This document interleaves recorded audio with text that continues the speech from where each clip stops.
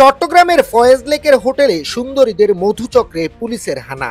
চট্টগ্রামের দর্শনীয় স্থান ফয়েজ লেকের আবাসিক হোটেলগুলোতে অসামাজিক কার্যকলাপের তথ্য পাওয়ায় সেখানে অভিযান পরিচালনা করে সুন্দরীদের মধুচক্রে হানা দিয়ে নারী সহ ২৬ জনকে গ্রেফতার করেছে সিএমপির খুলশী থানা পুলিশ। বৃহস্পতিবার ২০ নভেম্বর রাত ৮টা থেকে টানা ২ ঘন্টা অভিযান পরিচালনা করে অভিযুক্তদের গ্রেফতার করা হয়। গ্রেফতারের বিষয়টি নিশ্চিত করেন খুলশী থানার ওসি। তিনি জানান, দীর্ঘদিন ধরে এসব আবাসিক হোটেলগুলোতে নারী দিয়ে অসামাজিক কার্যকলাপের অভিযোগ ছিল। আমরা গতকাল খুলশী থানা পুলিশ সেখানকার প্রায় প্রতিটি হোটেলে অভিযান পরিচালনা করে নারী সহ ২৬ জনকে গ্রেফতার করতে সক্ষম হই। বলার কি আছে?